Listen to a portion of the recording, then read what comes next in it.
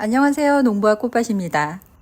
요즘 일과 중에서 빠질 수 없는 것은 다알리아 꽃 따주기인데요. 텃밭 정원에 심은 다알리아들이 매일매일 얼마나 많은 꽃을 생산해내는지 저 혼자서는 감당할 수 없을 정도입니다. 꽃을 감상하면서 지기 시작하는 꽃들을 부지런히 따줍니다. 오늘 이만큼 따서 버리면 내일은 따서 버린 것보다 더 많은 꽃이 피어있는 신기한 마술이 매일매일 다알리아 꽃밭에서는 펼쳐지고 있습니다.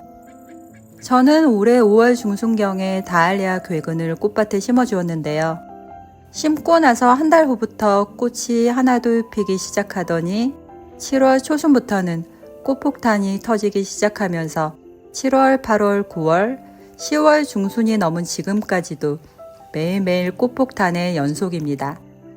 이렇게 꽃 인심이 호한 것은 제 경험으로는 다알리아밖에 없는 것 같습니다. 만약에 서리가 내리지 않는다면 아마도 다알리아는 영원히 계속 필 것 같은 느낌마저 드는데요. 6월 하순부터 7월 하순 한 달간은 장마 기간이었고 장마가 끝나고서 8월, 9월은 폭염 때문에 정말 힘들었는데요. 그 기간 동안에도 제 꽃밭의 다알리아들은 크게 힘들어하지 않고 잘 버티고 예쁜 꽃을 보여주었습니다. 많은 분들이 올해 다알리아 농사 망했다고 하소연을 많이 하시던데요. 왜 제 꽃밭은 괜찮았는지 생각해 보았습니다. 오늘은 저의 다알리아 식재 경험담을 공유해 볼까 합니다. 저는 올해로 다알리아를 3년째 심고 있는데요. 3년째 다알리아들이 잘 자라주고 있습니다. 제가 다알리아에 특별한 지식이나 기술이 있는 것은 전혀 아니고 저도 다알리아는 거의 초보라고 할 수 있는데요. 처음에 다알리아를 심을 때 다알리아는 과습에 취약하다는 것을 알고 경사지 땅에 심어주었습니다. 비탈진 곳에 땅을 파고 아무런 퇴비도 주지 않고 심었고 괴근 한두 개는 평지에 있는 화단에 심었습니다.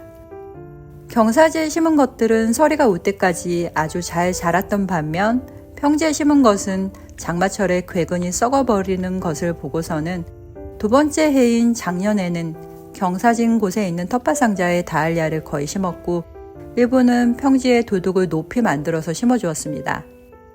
작년에 봉화에는 장마철에 재앙 수준으로 비가 많이 왔었는데요. 경사지에 심은 것들은 무탈한 반면 평지에 심었던 것들은 도둑을 높여서 심어주었는데도 상태가 좋지 않더라고요. 그래서 3년 차인 올해는 모두 경사가 있는 텃밭 정원에 다알리아를 심었어요. 텃밭 상자에도 아주 많이 심고 괴근이 너무 많아서 다알리아 꽃길도 길게 만들어 보았습니다.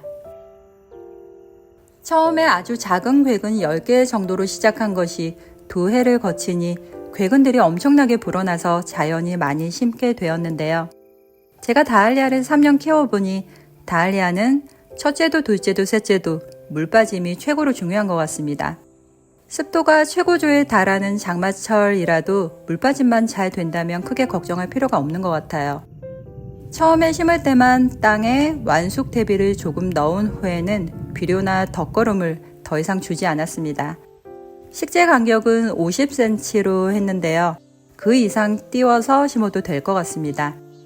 만약에 많이 심고 싶은 욕심에 너무 좁게 심게 되면 오히려 못 자라서 약하게 자라다가 장마철에 쉽게 망가질 수가 있을 것 같습니다.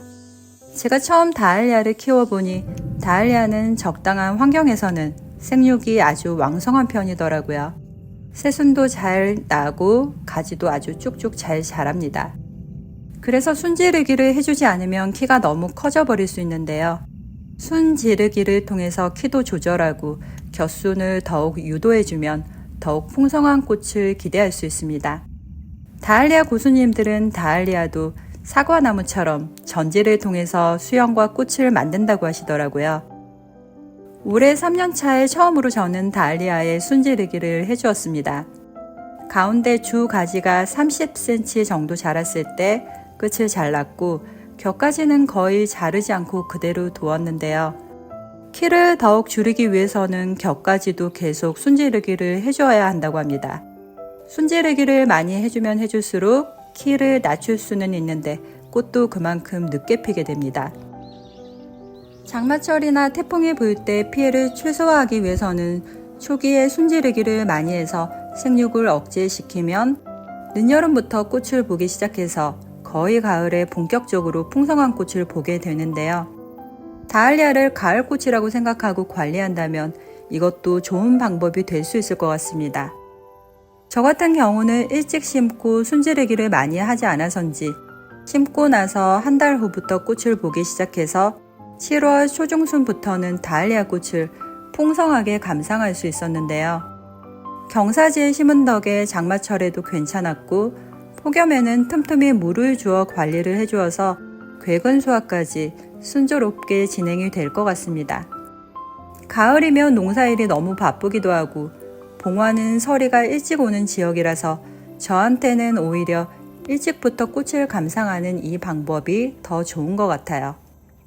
다알리아는 줄기가 가운데가 비어서 아주 가벼운데 꽃은 되게 크고 무거운 편인데요.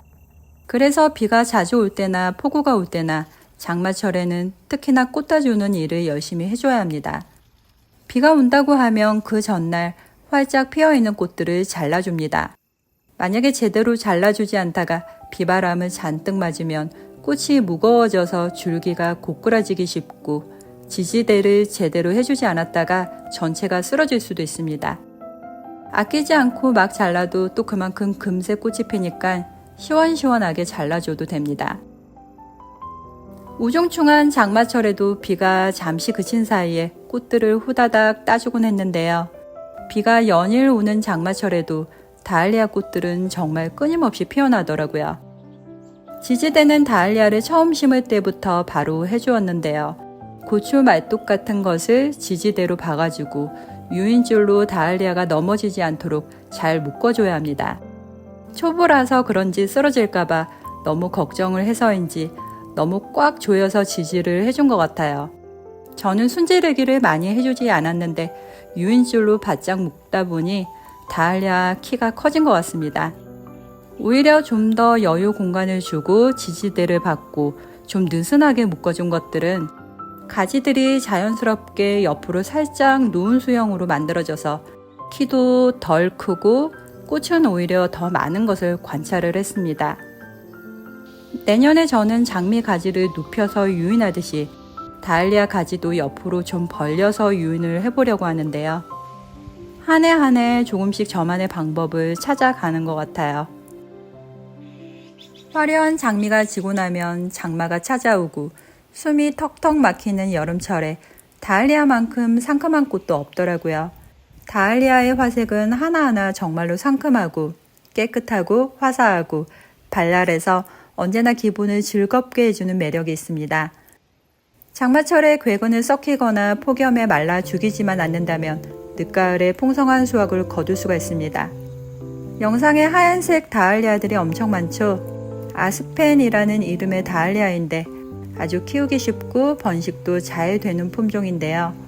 올해 제가 실수로 제 꽃밭에 너무 많이 심어서 온통 하얀색이 되어버렸는데 그래도 제 눈에는 참 예쁜 것 같아요. 서리가 내리고 며칠 후에 캘 예정인데 원하시는 분들 계시면 나눔해드리겠습니다. 수확한 후에 커뮤니티를 통해서 자세한 내용 알려드릴게요.